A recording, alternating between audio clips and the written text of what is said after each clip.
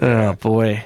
But we want to shit on a movie really quick before we get some little topics. I'd love to shit on a movie really quick. All right, let's do it. Today, between movies I was reviewing, there was a little flick my wife wanted to watch that was just dropped on Netflix that is in the top 10 as of this recording, and that is the spiritual sequel, Anaconda. So this is the Paul Rudd, Jack Black, Steve Zahn, Sandy Newton led film. That group of filmmaker friends that have all grown up and some have moved away, the rest have stayed in town. We're gonna remake fucking Anaconda. Look, I get not it. even that. Our childhood favorite film, Anaconda. Our 50-year-old childhood favorite film. Come on. I know, right? And it's like you guys are all way too old for this to be like what you watched as kids. I guess they did say in college. That's true. Yeah, that's fair enough. But still, it was also like this is just as soon as he shows up to town and is like, "Hey, I got the rights. I met the." Something's up there. I'm like, no, I don't believe it for a second. You're just trying to get this. There's some other thing going on. And look, I get that this is like almost like another attempt at Tropic Thunder, but like not another war movie. We're gonna make it a movie you actually know. It is so and the acting from these like fantastic performers, we're getting phoned in, terrible dialogue, terrible script. It just every one of the main four cast has starred in their own things and have fucking crushed it in varying genres too, not just the same stuff. Then have them all put together, and then this is what the best you can give us. It's sad when fucking a certain cameo character was like the best part of the movie. Yeah. And then the way they bring in another cameo, like post-credit, and it's like, I don't even know if you made it that far. Well, no, maybe it was before post-credit.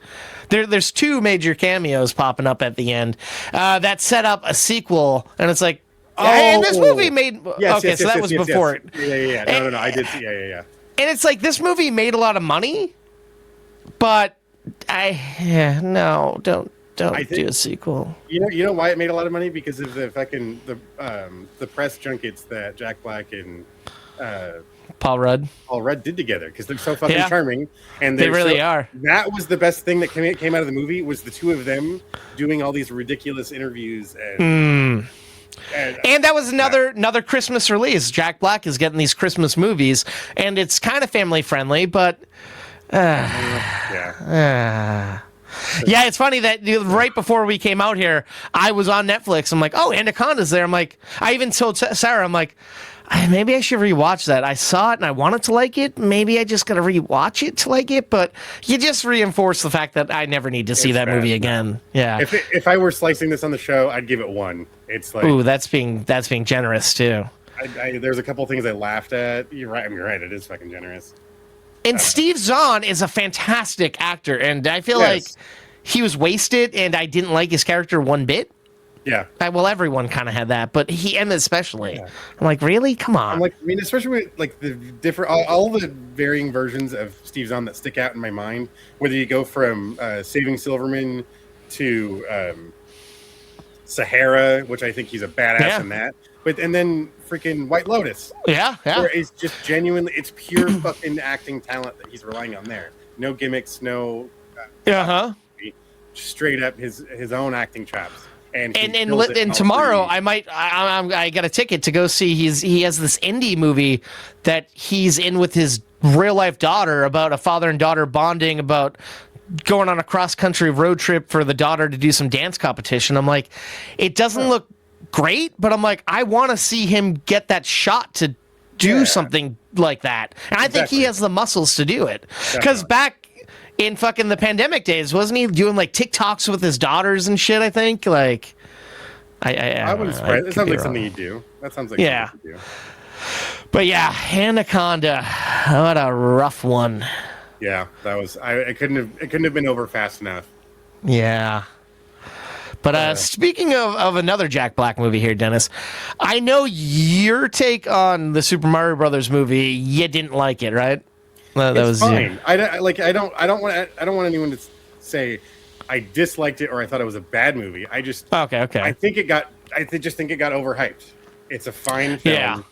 and also they just made weird story decisions, in my opinion. True. Now, how do you feel about? I know we talked about Donald Glover coming in as Yoshi, but now we learned with the new trailer we're getting Rob, the robot character, and we just found out that we're getting Fox McCloud in here, voiced by Glenn Powell. Do you think we're going to get a lot more characters? Do you think we're now just jumping the ship? Going into, all right, let's just throw everyone in and let's make like a Smash Brothers movie. Do you think that's what they're like? We got to go. Well, the iron's hot now. Or forcing this. It's going to be a weird hybrid of Mario Party and Smash Bros. Yeah, because we're going to lean more towards the Nintendo specific characters and not the other. No Pac-Man, no fucking Solid Snake.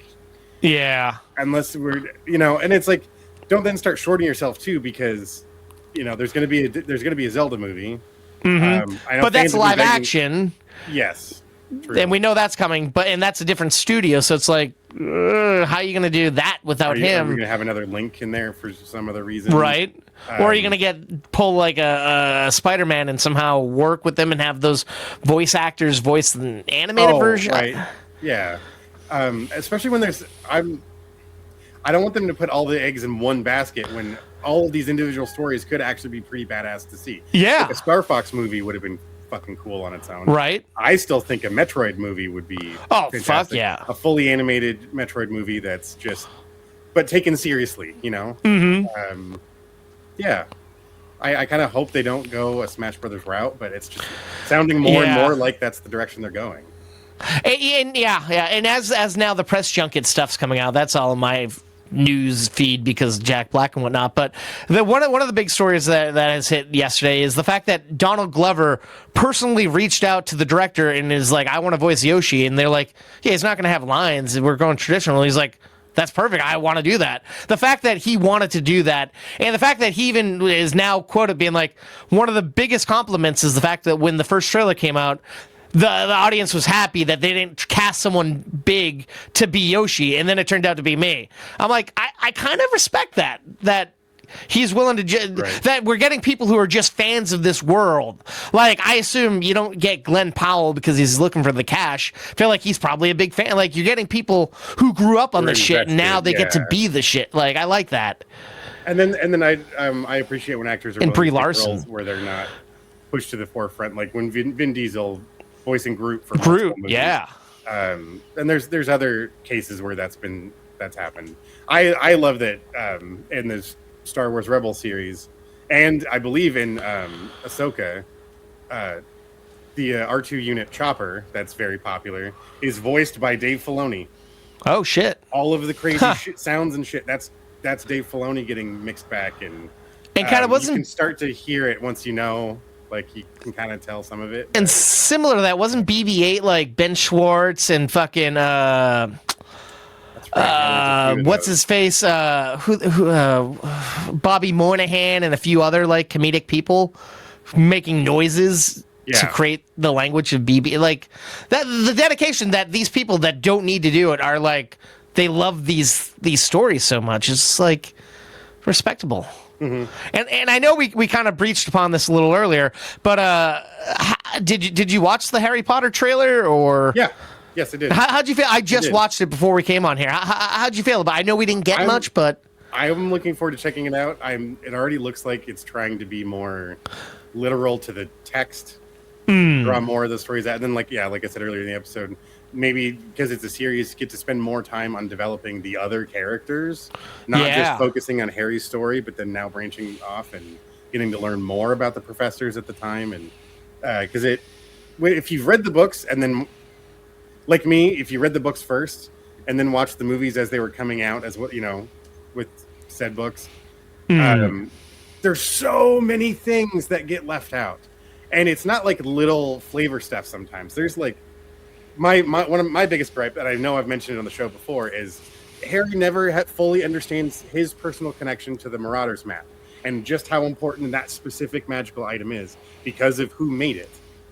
It's so relevant to his story and the people he cares about when one of them was his dad, right? And the others were his dad's friends, and all of the shit, like skipping over the fact that they, I think they very briefly mentioned one time, the fact that Professor Lupin, he's a werewolf, how they all adopted their own animal familiars to make him feel so that he could feel more included. Mm-hmm. They all turned into animals for just so their one friend who didn't have a choice then didn't feel so much like a freak. But then the way they treated Snape was kind of fucked up too. Oh yeah, they weren't great. Assholes. But no. But it's ironically that incredibly intolerant children's book writer created these very tolerant characters and inclusive characters, which I find fucking hilarious. She also invented fucking slurs, the fictitious slurs in a magical world. So that should have been a clear warning early on. But hey.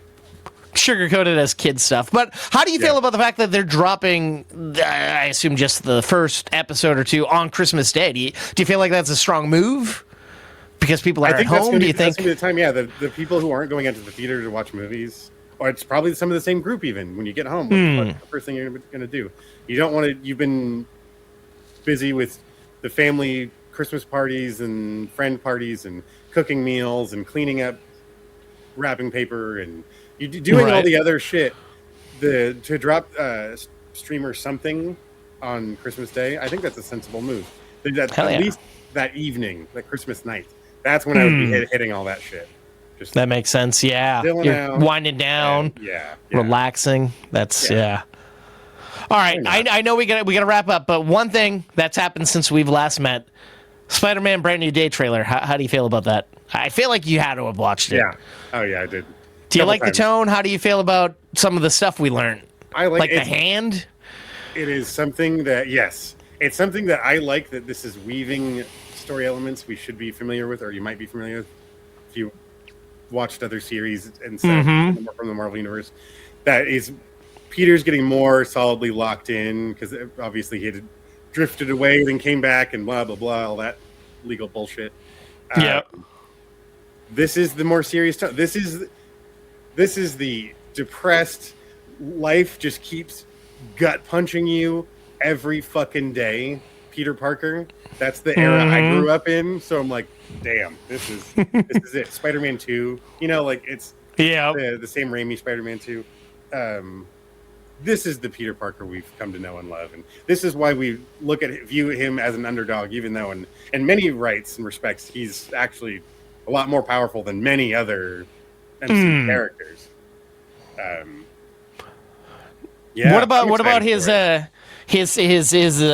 what seems like budding friendship with Frank Castle? Do you like that, or yeah, why not? I think I want to say the first appearance of the Punisher is a Spider-Man comic, so it's an old established connection, and it's their famous New York superhero characters. And then tossing Dr. Banner in there, helping him figure out the mutations. Do you think we're getting Man-Spider? A lot of people think we are. I wouldn't be shocked. I've been seeing a lot of hype for that. I think I don't want to get too excited for it just to then be disappointed. It doesn't happen. But that would be badass. I mean, we never got Man-Bat in live action. I feel like James Gunn would be the guy to do that. He would do it, yeah. That would be the one. You're right. He would be like, the one to do we now live in a time where it's a possibility. Right. But what about the fact that now Robert Pattinson. yeah, no, not at all. And then what about the fact that we're seeing Spidey fight the Hand? Do you think we're going to get Daredevil, maybe Kingpin, or do you think it's just kind of him fighting these fucking ninjas?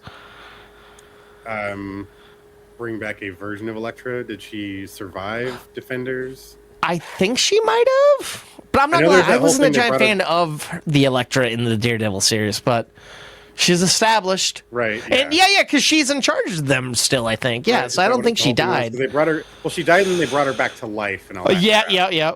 But whether or not she's still relevant. Anyways, maybe not that specific character, but the other, more ground level New York based characters, I think that'd be cool. Because that was one thing that Peter, he had an awareness, even if he didn't know what your secret identity was, he knew there was others rolling around New York City. Yeah. So. And then one thing, sorry, I'm just remembering things off the top of my head. What about when we see that woman inside that vault type thing, and then we see all these people getting possessed? Do you think that's Jean Grey doing all that mind control bullshit? I don't think it is. A lot of people are thinking Jean Grey is making this weird shit happen, but I'm like, she's more telekinesis based than jumping around to people's souls and stuff. I thought. Oh, she can control people. That's one of the similarities she has with Professor X. That's why they get along so well. Is that telecommunication, or what do you call that?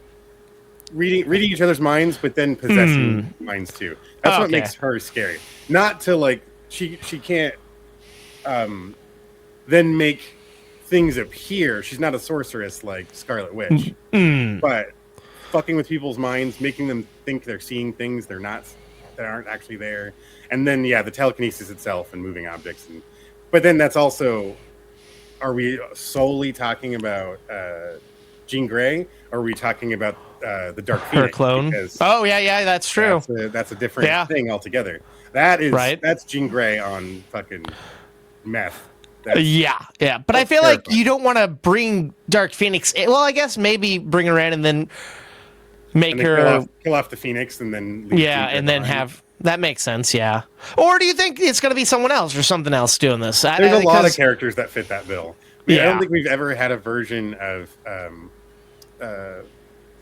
Frost, Emma Frost. Of Emma Frost that's really stuck around for more than one movie. She was never. I don't think she's ever really taken very seriously, even though she is her own terrifying telekinetic, and she's got diamond skin. So Jesus, that's pretty badass. Kind of hard was that to fuck her January Jones in she Days? Played her once. There's in was it X Men Last Stand probably 2 or 3. We see her as a child. That's what doesn't make sense. In the X-Men run, time doesn't line up. She's like a teenager in one, and then we go to First Class. Now she's an adult in the 70s. Yeah, that's a little wonky. There's a couple of funky things that they do play around with that, but anyways, there's a lot. Yeah, there's a lot. Fair enough. And there's and then there's clones. There's a whole That's what some people think. It could be her clone. But it's like, it'd be weird if we brought her clone in before we show her, but I mean, it's possible. Because I believe there's a bunch of them. They didn't just Fair make enough. one. They were trying to make like an army of just them. Replicate all of her powers. And they're supposed to be a little more unhinged than she actually is, I think. Makes sense. So. All right, But overall, you looking forward to Brand New Day? You think it's a nice transition? I'm here for it. I'm excited to, because now that we've taken away MJ, we've taken away his nucleus of like his safe zone. He just has to fucking figure it out on his own. For the most like that opening, him watching the video about like her being like, "Yeah, this is the best day of my life," and it's like, oh, what a fucking gut punch for him to see this. And then just a head dive off just drop off the edge of it. So great, dude. Now, do you think, obviously, by the end of this movie, they'll remember? Do you think this curse will be broken, or do you think it'll stay in effect? I hope they don't solve it that fast. To be honest, I think that's something that should be built up over time, or it's to not fully copy this comic book story arc. You kind of can't let it happen. And let him rebuild the relationship and earn. Because they do show that scene of him being like the neighbor or whatever, right, at the end of the trailer. Yeah. So I guess they could Because I don't want to do. We've already revealed his identity once, and he's already asked for it to be wished away. I don't want a Mephisto fucking storyline happening. Although Mephisto is now in the MCU, they brought him in Ironheart as Sacha Baron Cohen, so he is lurking around the world. He took advantage of Ironheart. He could do it to Peter, but I can't see Peter going back, like you said, after making that sacrifice at the end of the last one. Because that's Brand New Day. Yeah. That has that whole storyline where it's No Way Home. No Way Home. Or are we talking about the comic in run? the comics? Oh, okay. I'm not too sure about that. I believe the title was Brand New Day, where it was the whole like Aunt May dies, MJ leaves him, or like all these things happen, and it turns out it was all a Mephisto. Okay. Illusion. And then Peter has to do something to undo all of this, but in order to make that happen, he's got to give up like. There's been a lot of these where he's revealed his identity, everyone's forgot, then he's done it again, and blah, blah, blah. I think that got so tired. That's why for years they had MJ married to another man, the fucking Paul. So stupid. Fuck Paul. Fair enough. Fair enough. And God, there's so many questions I want to ask you, but I'm like, I know we're dragging. Do you think it's Norman that she's with in the guy she's with, or do you think it's just some new guy? Do you think it's this Paul character? Because they show MJ with a new guy. You can't do Paul now. That would be fucking horrible. No, I think Harry Osborn would make sense because we haven't had, because like Oscorp exists, but right? Because no. I don't think we've ever mentioned it. I mean, it exists in Neighbor Friendlyhood Spider-Man, our cartoon, but that's not connected to this. And then the Green Goblin came over from the other. Oh, that's true. Yeah. That's true. We haven't established in the MCU. Goblin. Yeah. Huh. Although anyone like Willem Dafoe, man, I can't yeah. Oh God. Oh, okay. All right. Sorry. Last thing about this, and then I'll wrap up the show. Unless there's anything you want to talk about. The voiceover we got from Keith David. He was never announced. Who the fuck do you think Keith David's gonna be? That'd be pretty cool if he was the new fucking Osborn. Like I could see him as Osborn. That'd be pretty interesting. Yeah, he could carry that. The only problem then is the physicality of, depending on how they all that shit. Green Goblin, it's like, I need to believe he could do everything else too. But there's a lot of other characters that exist in that universe that they don't even need to be super, you know? Yeah, that's true. Are we reestablishing the Stacys?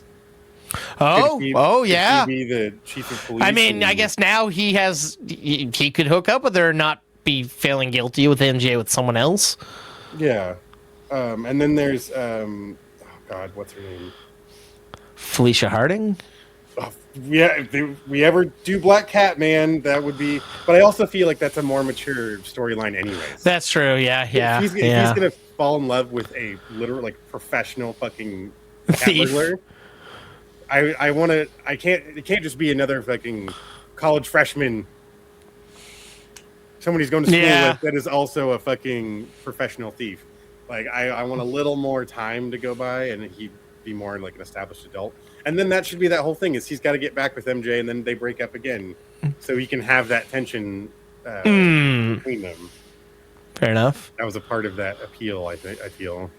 Yeah, the whole triangles and whatnot. Yeah, because it's like, oh, of course you want him to get back with MJ, but this passionate whirlwind love affair that sprouts out of between Spider-Man and Black Cat is great. Fuck yeah. Man, that's I guess that's the one missed opportunity. All the stuff they were building up with the Amazing Spider-Man. Even though I wasn't a fan of the Amazing Spider-Man, there was a lot of characters they were developing in that. Yeah. Especially the groundwork that was laid out by Sam Raimi when his wished for Spider-Man 4 that never happened. Mm-hmm. You could tell they were drawing on some of that. Mark Webb. That's true. Kind of borrowing some of that.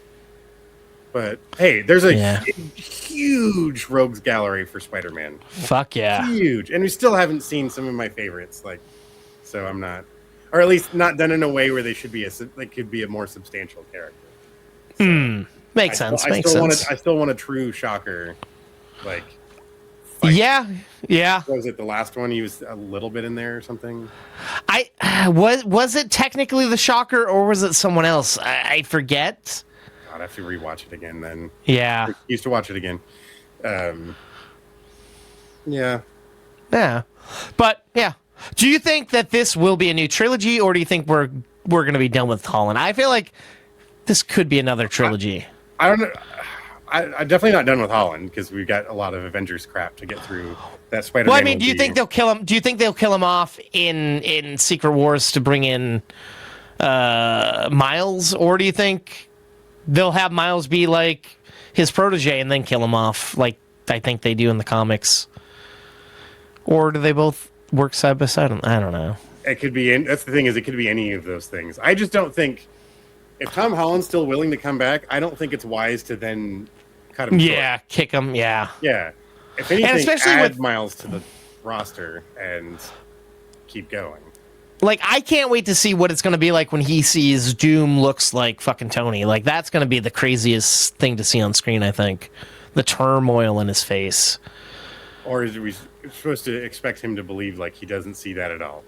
That's true. You know, like that's also the part that's going to bother me too. Is like I hope he never takes the fucking mask off. That's kind of the rumor has it that in Doomsday the mask is always on. But I'm like, you don't get Robert Downey Jr. and not show his face, or maybe you do, or you do the masks. Unless that was the hook to get him back. He was just like, I'm done with MCU movies. I've been Tony Stark. Blah blah blah. I've been doing this for so long, for decades. Well, I don't know if we talked about it on the show, but apparently there was like months worth of, or a couple of weeks worth of someone else in the suit and mask doing Doom. And after Downey saw it, he's like, no, I got to go and shoot this. I got to be in it, like, opposed to having a stand-in. So maybe you're right. Maybe it is he wants to be in that mask. Yeah, because like what you just described would be ridiculous for the character of Peter Parker to then have to go through. Oh, this guy looks just like Tony Stark. No, come on. Right. Fuck. I know I said, all right, last for real thing, and you can cut me off. That scene of seeing Peter in the mask, kind of like we see Tony in the mask.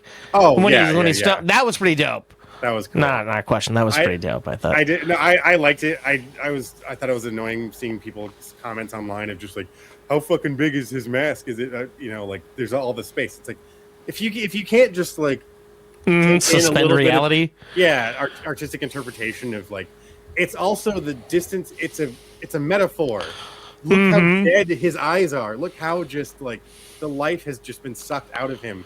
But here he is free falling in the city skyline of New York City. Doing this crazy acrobatic shit, and he's like, and that's the expression in his eyes.